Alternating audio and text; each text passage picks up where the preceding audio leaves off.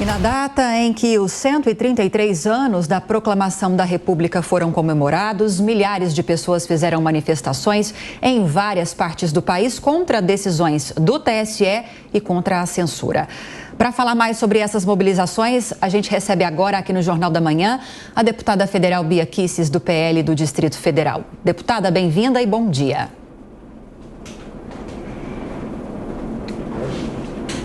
Bom dia a todos, bom dia, Lívia. Deputada, qual é então o balanço dessas mobilizações ao longo do feriado? Foram expressivas? É o que se esperava? Foram bastante expressivas, eu diria até que surpreendentes, Lívia. Aqui em Brasília choveu torrencialmente e as imagens que chegaram até nós foram de milhares, não sei precisar, talvez milhões de pessoas que permaneceram em frente ao QG, e isso se repetiu por várias cidades do Brasil, capitais e também outras cidades, e o que se percebe é que as pessoas estão determinadas a permanecerem nas ruas para mostrar a sua grande indignação com todo esse processo eleitoral. E também assistimos que essa mobilização ultrapassou as fronteiras do Brasil. Nós assistimos em vários lugares, né? Inclusive em Nova York, na Síria, em vários locais brasileiros, na Inglaterra, mostrando ao mundo, né, que tem algo muito podre no Reino da Dinamarca. Agora, Roberto Mota. Deputada, bom dia. Eu também senti essa mesma determinação das pessoas. E agora eu queria lhe perguntar sobre o Congresso. Existe no Congresso um senso de urgência, um entendimento do momento em que a gente está vivendo, uma mobilização compatível com essa mobilização que está ocorrendo na sociedade? Olha, Mota, se não existe, deveria existir. Eu te digo que, claro, existe uma parte do Congresso que há muito tempo vem lutando pelo respeito à população, lutando contra a censura e, inclusive, sendo vítima dessa censura, desses abusos de poder por parte de alguns togados do Supremo Tribunal Federal e do TSE. Outros talvez ainda não tenham despertado para isso. Não é à toa que o Congresso também tem sido alvo de provocação, seja por parte da população, seja por parte, inclusive, né, das Forças Armadas, naquele relatório que foi feito, em que instou o Congresso Nacional a fazer a sua parte. O fato é que hoje, lamentavelmente, nós temos um Congresso que se humilha, que se rasteja perante abusos de poder e perante um outro poder que invade a sua atribuição e cala parlamentares. Eu quero chamar atenção para uma coisa muito importante. Ontem eu gravei sobre isso e pretendo usar da tribuna para falar.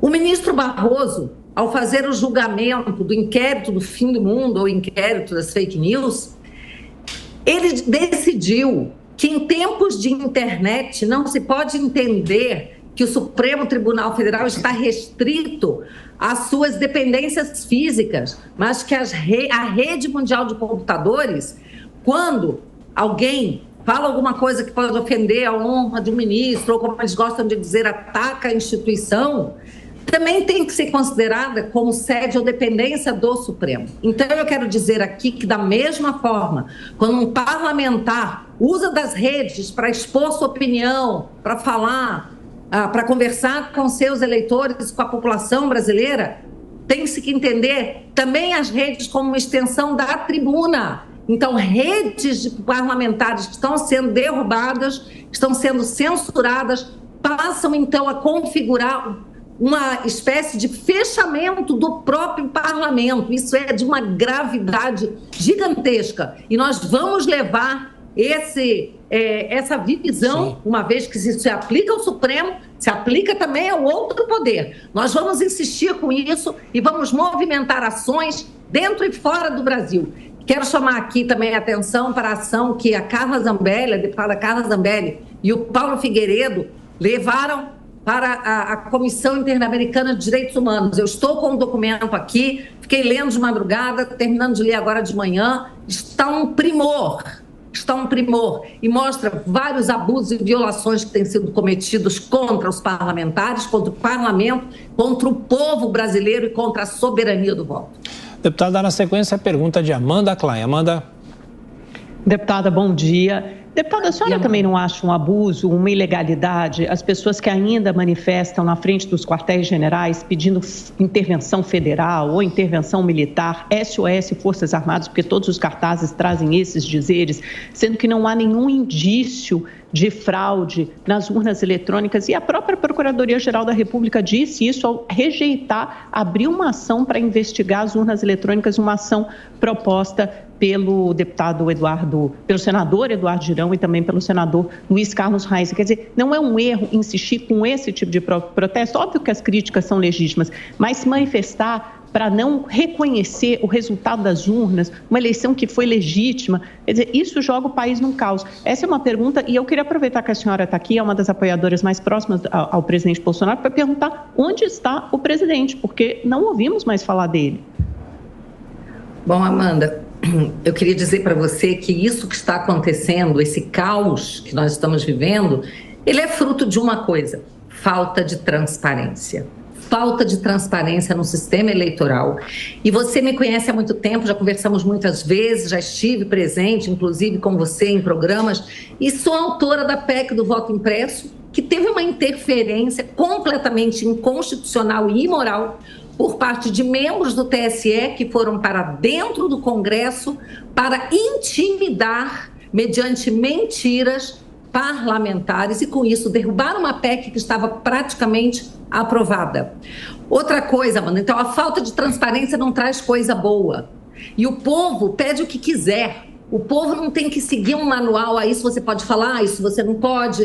O povo está pedindo socorro, Amanda, você usou a palavra certa. Você não pode exigir de uma pessoa que está pedindo socorro que ela use os termos bonitinhos, que ela fale aquilo que se espera, isso pode, isso não pode. E é uma coisa que eu sempre achei muito estranha, sabe, Amanda? Você dizer que um artigo da Constituição não pode ser utilizado. Como que um artigo da Constituição pode ser algo deplorável? Pois se está lá, se o Constituinte de 88 colocou lá um artigo em que diz que as Forças Armadas, elas têm que garantir as instituições funcionarem perfeitamente. O povo, que é o autor primeiro, o detentor do poder originário, que está no artigo 1º da Constituição, se ele é o detentor de todo o poder e nós, representantes, somos delegados desse poder do povo, por que o povo não pode pedir se o povo está desconfiado?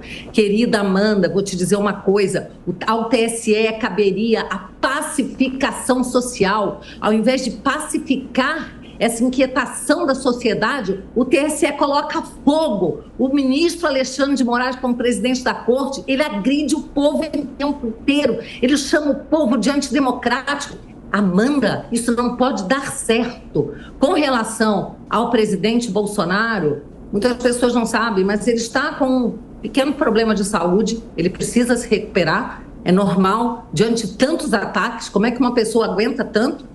Então agora ele está enfrentando um pequeno problema de saúde, está mais recolhido, cuidando desse problema, mas também ele não abandonou o povo, não. Tanto é que ele tem estado reunido com algumas pessoas e está acompanhando o que está acontecendo. A gente precisa dizer aqui que se há uma pessoa que é democrática, se há uma pessoa que sempre respeitou o povo brasileiro, esteve ao seu lado desde o primeiro dia do seu governo, foi o presidente Bolsonaro. Paulo Martins.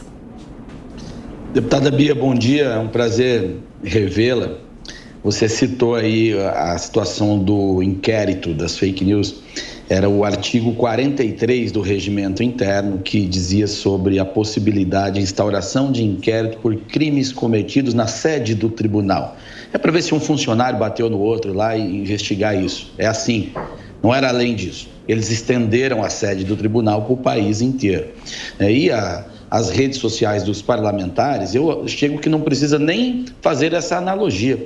Ela, como função do parlamentar é representar, ele tem que entender que todos os instrumentos para ele contactar pessoas, falar com as pessoas, falar com o público, prestar contas ou dar voz aos seus representados é uma extensão do seu mandato.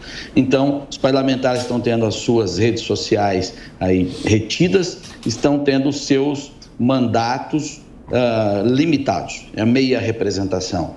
Uma parte do Congresso, eu sou testemunha, sei disso, está indignada com isso, outra parte nem tanto, mas eu queria perguntar a você sobre quão representativa é essa parte que está indignada e se isso pode vir a influenciar na escolha do novo presidente da Câmara na legislatura que vai começar, porque a Câmara não tem reagido à altura. Inclusive, parlamentares eleitos também tiveram as suas redes retidas e a Câmara, a direção da Câmara finge que nada acontece ou opta por não fazer qualquer tipo de reação a respeito. Paulo, eu considero que o que está acontecendo é gravíssimo. Nós deveríamos parar tudo nesse momento e nos mobilizarmos para que o Congresso seja respeitado. Um Congresso que não é respeitado significa que o povo não é respeitado. Isso é muito grave. Eu fiquei bastante assustada, não que isso me surpreenda, mas assusta de qualquer forma, com uma declaração que parece que foi feita, eu estou atrás da confirmação disso, tá? Uma declaração que teria sido feita pelo Flávio Dino, que daqui para frente, né, no próximo governo, vai governar com o Executivo e o Judiciário. Então, essa declaração que pode ter sido feita, eu não posso garantir, porque ainda não tive acesso, mas fui informada por pessoas, inclusive de membros do Ministério Público, de que isso foi feito, teria sido feito. Isso mostra o tanto que o Congresso pode perder a sua força. Muita gente diz, não, estamos tranquilos, porque foi eleito um Congresso conservador. A gente sabe, e a Venezuela está aí para não deixar mentir, que um executivo que não respeite o povo e aliado a um judiciário tomado já, né, cria-se uma ditadura onde o Congresso nada representa e o povo não vale nada, o povo passa a ser subjugado.